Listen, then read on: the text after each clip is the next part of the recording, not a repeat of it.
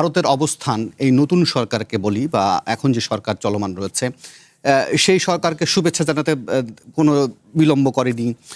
বেগম খালেদা জিয়ার শেষ বিদায়ের সময় সে থেকে সে একদম পররাষ্ট্র মন্ত্রণালয়ের লোকজন সব চলে এসেছিলেন। ফলে হঠাৎ কি এটি কোনো চাপ প্রয়োগের কৌশল মনে হচ্ছে? কৌশল করেই বা কি আদায় করবে?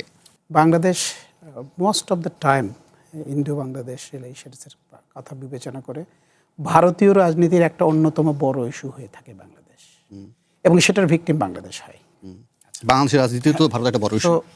বাংলাদেশের রাজনীতিতে ভারত যত বড় ইস্যু তার চাইতে বাংলাদেশ ভারতীয় রাজনীতিতে অনেক বড় একটা ফ্যাক্টর। এই ফ্যাক্টরের একটা অন্যতম কারণ হচ্ছে পশ্চিমবঙ্গ। পশ্চিমবঙ্গ ভারতের বিজেপিদের একটা আবেগের জায়গা, এবং তারা সবসময় বাংলাদেশকে, কিন্তু বাংলাদেশ যদি আমরা কনস্টিটিউশনালি বলি, বাংলাদেশ তো ইসলামিক রিপাবলিক নয়, আমরা মুসলিম মেজরিটি।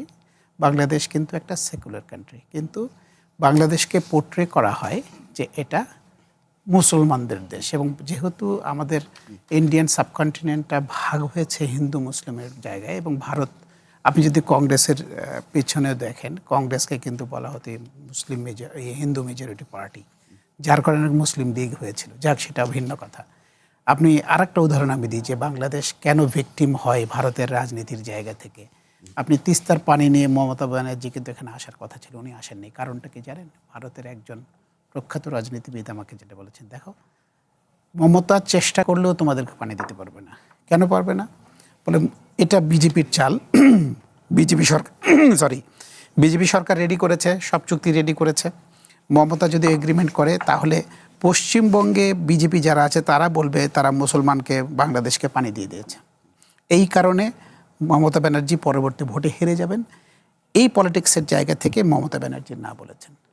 আচ্ছা, এখন এই যে পুশিনের ইস্যুটার বৃহত্তর পিকচারে যে কথাটা বললাম, এক হচ্ছে নিজেদের রাজনীতিটাকে স্ট্যাবলিশ করা, পশ্চিমবঙ্গে একেবারে হিন্দুকরণ করা, স্যাফ্রনাইজ করা, পুরো বিজেপি করে ফেলবে। দেখেন এমপিরাও ভেঙে চলে যাচ্ছে, হ্যাঁ, রাজ্য লোকসভায়। এর আর একটা হচ্ছে তাদের তো কমিটমেন্ট যেহেতু দিয়েছে, তাদেরকে বলতে হবে যে ব্যাস আমরা দিয়ে দিচ্ছি, কিন্তু বাংলাদেশকে পাঠিয়ে দিচ্ছি। কিন্তু ডিপোর্টেশনের তো একটা সিস্টেম আছে রে ভাই। আপনি ইচ্ছা করে ধরে একজনকে ঘাট ধরে বের করে দিন, যেমন আপনি উদাহরণ বললেন আসামের লোককে আমি দিয়ে দিলেন। ডিপোর্টেশনের সিস্টেম হচ্ছে, আপনি যদি কোনো দেশে, ভারত যদি মনে করে যে আমি এই XYZ এই মানুষগুলো বাংলাদেশি, আপনি তাদেরকে আইডেন্টিফাই করে তাকে কথার কথা আপনি অ্যারেস্ট করলেন। অ্যারেস্ট করার পরে সেই নামগুলো ডিপ্লোম্যাটিক চ্যানেলে সেগুলো পাঠানো হবে। তারপরে বাংলাদেশে সেটা বাংলাদেশের অফিসাররা কনসুলার অ্যাক্সেস পাবেন। অ্যাক্সেস পাওয়ার পরে সেই কনসুলার অফিসাররা যেটা করেন, নাম ঠিকানা সব নিয়ে এটা হোস্ট কান্ট্রিতে পাঠানো হয়। পাঠানোর পরে ফরেন মিনিস্ট্রির মাধ্যমে হোম মিনিস্ট্রি এবং পুলিশ ভেরিফিকেশন করে যখন পরবর্তী মিটিং বলে যে হ্যাঁ এই মানুষগুলো আমার দেশের, এই ভেরিফিকেশন আমরা ভেরিফাই করতে পেরেছি,